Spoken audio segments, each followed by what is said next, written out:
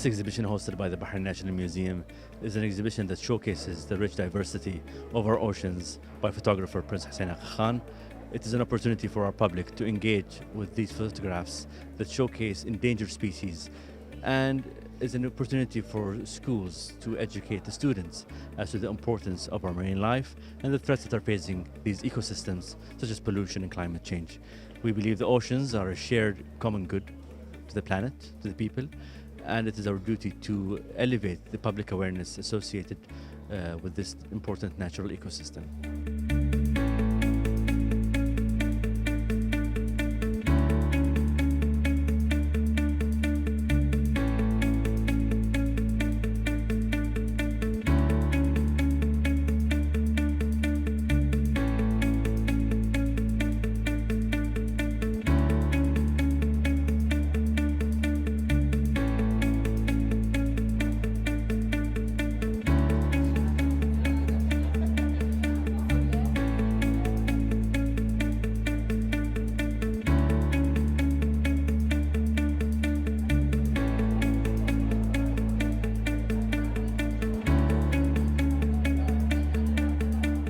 It's an extreme honor and pleasure to be here, and thank you very much to Sheikh Hamai, and a huge pleasure to be in Bahrain and show the diversity and beauty and intelligence of marine creatures, and also how threatened they are around the world.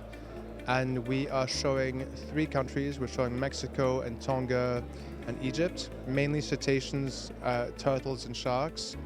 And it's just a huge pleasure to be here, and thank you very, very much for everything.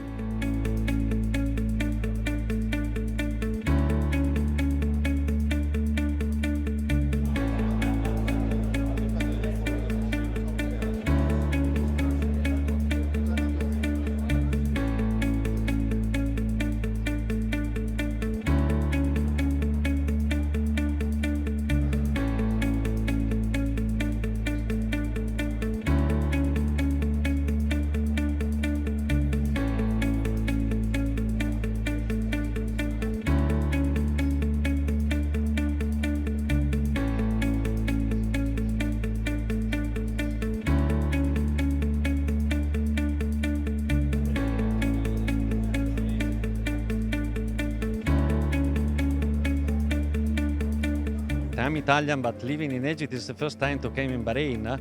So it's amazing the location. And the location here, the museum, is actually one of the amazing place here for the exhibition. And I'm very happy to share with you and all the other people our passion that we have with the picture and the video as well.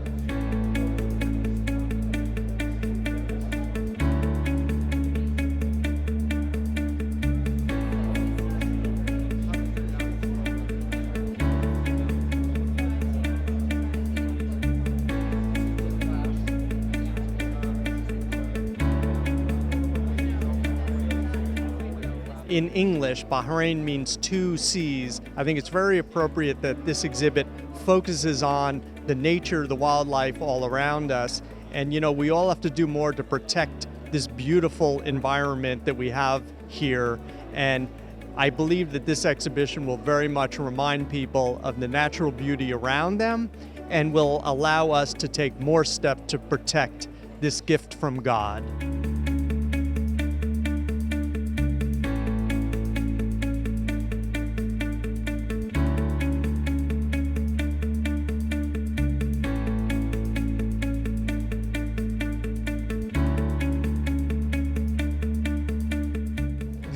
The fact that Hussein Aga Khan comes to Bahrain to present this fabulous exhibition about the depths of the sea on the eve of the COP27, which is a major world conference that will be held in Cairo, is a very, very important coincidence. And I'm not surprised that Bahrain would host such activities. Bahrain has been pioneering in attracting all these I would say pioneers in terms of peace, in terms of dialogue, in terms of environment.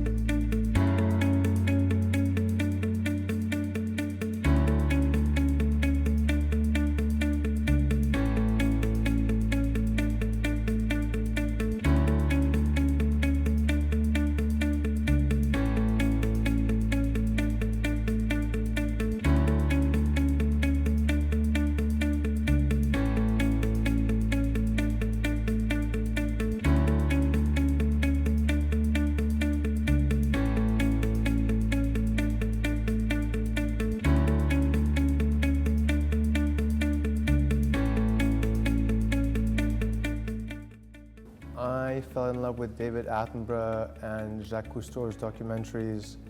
I fell in love with Gerald Durrell. When I was young, my mother used to give us Gerald Durrell books and read them to us. I watched documentaries on TV all the time. My great uncle Sadri was incredible and an environmentalist and a conservationist. He worked on animal rights and so on and so forth and raising awareness. I started keeping fish when I was maybe 8 years old. I asked my mum for an aquarium. She said no over and over and finally said yes. So I've been keeping fish at home, animals at home forever. And I started diving when I was 14 and photographing when I was 26. So passion forever. I think now that diving encourages the photography encourages exploration and travel. And together they've made a perfect storm where I'm taking photographs of wildlife and environment. I start a little bit late to follow, let's say, the ocean. I started before like a diving instructor, so and I started to study and work in the diving industry. And at the same time, I was passionate in picture and video as well. So later on, and then I left my diving career and I started to just following the ocean and take a picture of the ocean. And I opened my own company. Now I'm living since 20 years in Egypt. I'm based in Egypt as well. So the people that was encouraged me in the beginning, let's say they was a little bit alone because I was working and living in Italy, and let's say that my parents they was not really happy of my decision to move and starting something different than their job. So in the beginning it was a little bit hard for them to accept this condition and to stay far away from me. But let's say that now after 20 years they accept my decision. They are very happy now. Marine mammals tend to be the most interesting and intelligent and playful creatures down there. So dolphins and whales, sea lions are incredible. I had a sea lion pup play with me in Mexico for an hour in 2014, an entire hour. Play with my mask, pull on my flippers, pull on my gear, swim around me, sit on me, push me. And it was one of the most amazing experiences I've ever had, one of the top 5. I've had 2 dolphins called Monkey and Jammin in the Bahamas swim with me for 2 hours and 55 minutes about 4 years ago at the very last moment of a trip when we were moving the anchor up to the boat. The dolphins showed up and they stayed for 2 hours and 55 minutes and played with us for the whole time, for 3 miles of swimming. And another incredible thing I saw was turtles kissing in the Bahamas in 2014. One of my better photographs, and just mating turtles, courting turtles were some of my best experiences. For me, of course, the trip that we did together with Hussein in Tonga with the humpback whales was the first time for me also to see the humpback whales. For sure, this is the magic moment for me, and it will be unforgettable moment. Listen the sound and the sing of the whale underwater, something unbelievable. Understand that the interaction that this big animal has with a human is something unbelievable. If you will not try, you will never understand. Then, of course, I'm really lucky because I'm living in Egypt, so I'm almost diving every day. Every time I go in the water is the time to get the best, to have the best encounters. Most animals never ever try and attack you, ever, whether it's on land or underwater. Almost nothing ever tries to attack you. Damselfish and clownfish, which are only this big and can't do you any harm, are more aggressive than almost any shark you'll ever encounter. And sharks only kill 6 to 8 people a year around the world in shark attacks. We're killing 100 million sharks. Poisonous fish like lionfish and stingrays only ever sting you if you try and harm them or come too close. I've been bumped by a shark here and there, but I've hardly ever in 34 years of diving been attacked by anything. Most diving accidents come from human error and occasionally equipment failures, not from wildlife. Yeah, the same here. I mean, always when we are planning to make the dive in any place, in any country we are going, of course we are planning and we are taking all the information and we are making a good and hard briefing before diving with the diving guide and with the expert in the area. So always when we are planning to go in the water, we are planning everything with the most safety possible. Of course, then the ocean and underwater, everything can happen. But of course, like us, when we are diving with the sharks, we know almost the behavior. Of course, the sharks, they are control almost everything. They are controlling the time and they are controlling also the area. All the environment is playing around the sharks, including ourselves. Most animals actually, they have a warning sign when they're feeling aggressive or when they're unhappy. Sharks, for example, pull their pectoral fins in together when they're feeling more aggressive and they arch their backs a bit.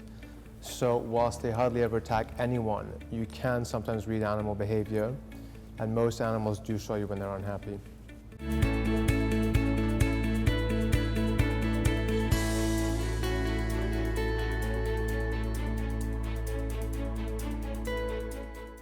I'm absolutely grateful to Sheikh Hamay, who invited me here through work a few months ago. It's my first time to show in the region. I am also very, very grateful to Sheikh Khalifa, and just so honored and touched to be here. We did a show in Venice 3 months ago. Yeah, in June. A show in London about a month ago, and I think we're probably going to take it to Dubai next. But that's not going to be for at least 6 months. And I'm showing it at my high school in Massachusetts in April or May. Of course, for me it was an honor to be here in Bahrain. Actually, it's the first time for me came in Bahrain. So I'm very happy to be here and very happy to share with all of you our experience and the picture and the water. So people ask me all the time how they can help and what they can do given the problems and the crisis that we're facing. Education, I think, is one of the very most important things right now, because people don't know what's going on as well as they could. They don't know how to respond to issues as well as they could. So I think raising awareness and education are absolutely key. And so much of what I do is just raising awareness, really. And I have more and more educational panels and things in my shows. People always tell me that my photos are only happy and easy and there's no sadness or pain or blood or whatever in my photos. So increasingly I'm trying to put up statistics on extinction, on threats that wildlife faces and so on and so forth. But mainly my goal is to make people fall in love with nature, show them what's out there that they probably will never see unless they dive and dive regularly. Try and encourage them to change the negative behaviors if they have them, and encourage education and awareness raising among each other and themselves. All the filmmaker and the photo creator, or let's say all the artists, are playing. We are playing an important roles when we are talking about the save the ocean and all the character in the ocean. Like a creator, we are using. We have a very important platform to use to share, of course, this one with the public, with the people, because we are in between the object, that in our case is the fish and the animal underwater, and the people at the same time. So I believe that if more people start to like the object, in our case the ocean, then maybe they will start also to taking care of them and to protect them. So this is of course the key. What I would like to do also is to inspire other creators and the other people to make the same. More people we are to create amazing contest, and more people we can reach. Of course, less time we will take to reach the goal. So to create awareness, that is the main point. We're going to travel more together, and we're going to bring the show in to more places and keep doing what we've been doing for a long time, I think. I don't have a few shows planned. I don't have anything in particular beyond that. I just say that we need to be better stewards of the earth and protect what's around us better. That's basically it for me. He actually came to Egypt in a week or 10 days, because we are going to the place for the dolphin. It's called Sataya.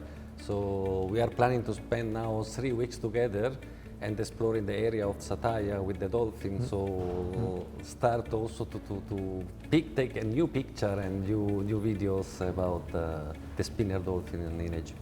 We're going to travel more together and take more photographs together in time, and hopefully expand the exhibition and bring it more places.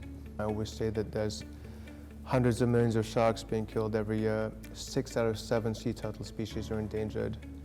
6 out of 7. And plastic production is going to increase fourfold in the coming decades. So the problems are all around us, they're getting worse, and if we don't get a grip of ourselves now, it's going to be very hard to turn back the clock.